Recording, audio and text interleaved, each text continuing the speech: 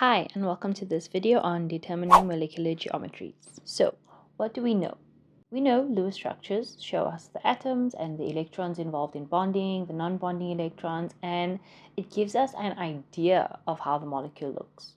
Our first example is ICl₃. Once we've done the Lewis structure, we have to predict the electron domain. And we always have to start with that because that tells us what electrons are around the central atom, and that helps us determine the molecular shape. So we'll start with drawing the Lewis structure. So our first step is calculating the valence electrons. I have 7 from the iodine and 7 times 3 from the chlorine. And this gives us 28. This video isn't focused on Lewis structures. I'm going to go a bit fast through how I'm going to draw the Lewis structure and then focus more on how to predict the electron domain geometry and molecular shape.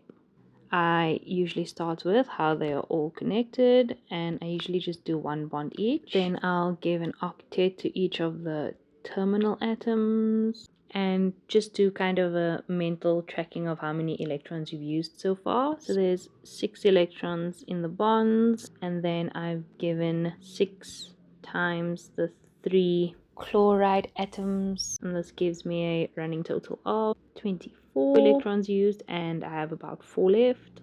What I'm going to do with the remaining 4 electrons is place them as 2 lone pairs on the central atom.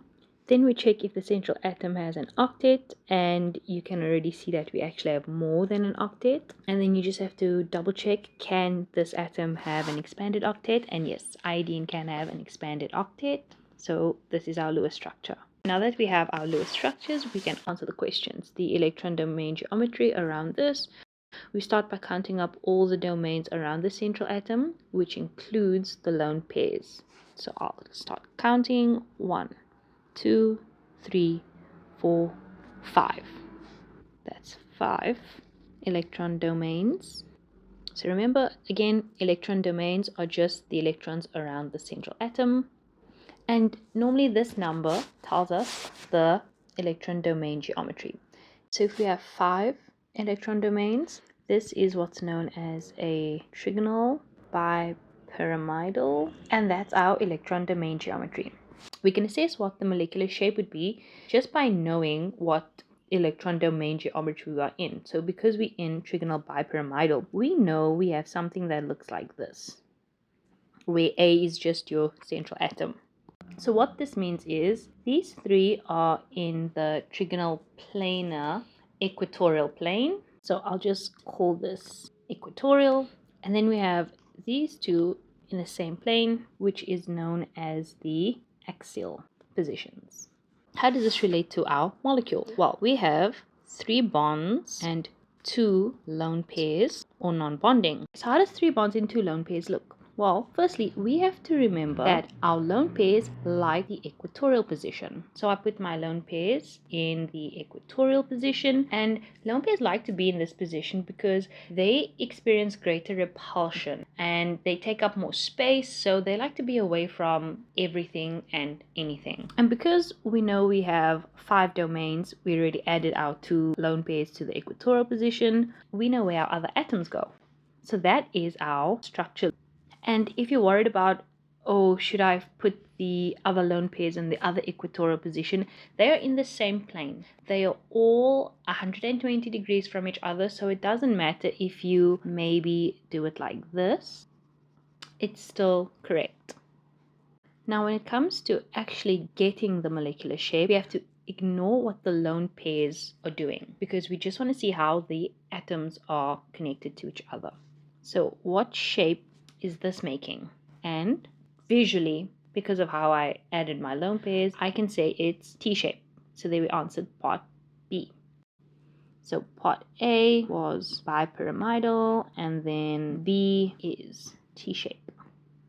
And now we can answer C, what is the approximate bond angle? And because it's for the molecular shape, we are not looking at the lone pairs angle. It's the angle between the atoms. So what is these angles approximately? And that is about 90 degrees. You'll notice the more you practice or do more examples of this, certain molecular shapes have certain approximate bond angles.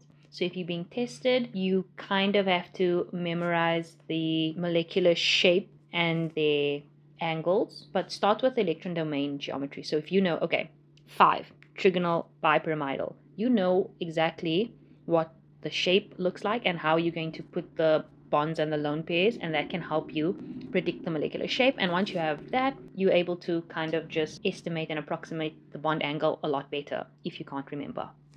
Okay, so that was example 1. Let's do another. Here I'm going to move a bit more fast. Our next one, we have xenon difluoride. And again, we'll start with what our valence electrons are. 8 for xenon and then 2 times 7 for fluorine. This gives us a total of 22 valence electrons. I start by adding my atoms and connecting it with one bond to the central atoms, and then complete the octet for my outer ones.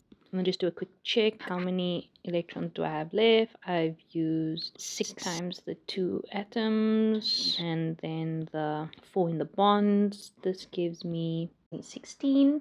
And then how many electrons do I have left? I have about 6 electrons left, and what I can do is just add these to my central atom and then do a quick check. Can xenon have an expanded octet? Yes, xenon can. So that's my Lewis structure. Now the next step would be to count the electron domains around my central atom. 1, 2, 3, 4, 5. We have 5 domains again, and we know this is our trigonal bipyramidal electron domain geometry, and we know its general shape.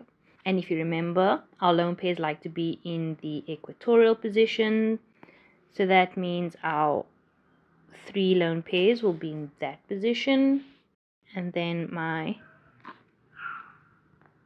atoms will look like this. And from this shape we can see what type of molecular geometry we have, which is linear. And now from here we can do the approximate bond angle, that is 180 degrees. And that's how we determine molecular geometries. We start with the Lewis structures, then count the electron domains, then get the electron domain geometry from that, and it has a certain kind of look. From there we can place our lone pairs or bonding in the correct positions, and then once we have that, we're able to determine the molecular shape. And once we have the molecular shape, we can approximate the bond angle. Okay, and this is the last one that we'll do. This is ClF₂+. What I would suggest you do is you can pause the video right here, attempt it yourself, and then see if we get the same answers at the end. If you don't want to pause, let's just get into it. I'll start with valence electrons. That's 20, and then my structure.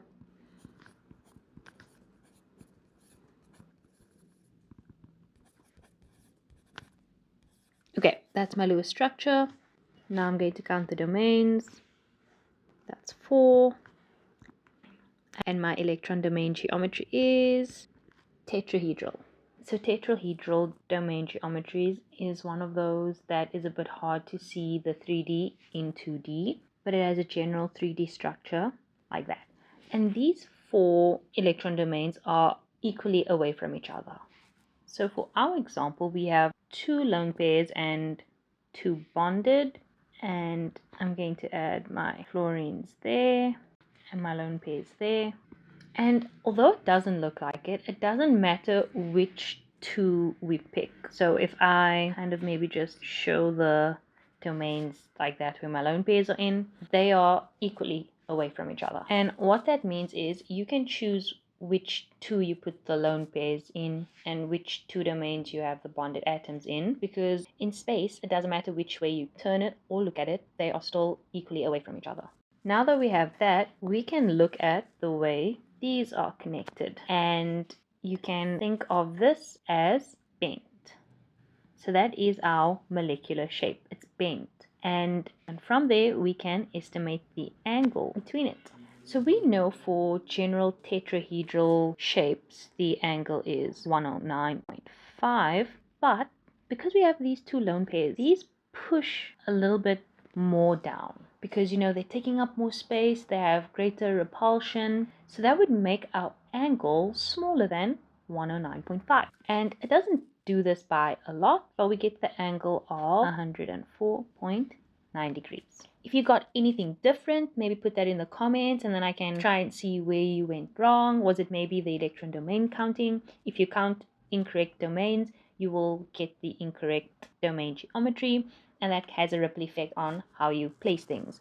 If you incorrectly guess the molecular shape, you could also incorrectly approximate the bond angle because you're working from the incorrect shape. So it all comes back to the electron domain geometry and counting how many domains. That's the first step.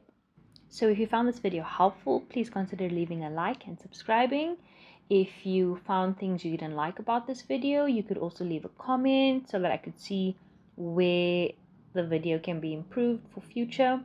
And if you'd like to see any other specific topics, you can also comment that and then I'll get to making those videos too. Oh, thank you and happy learning.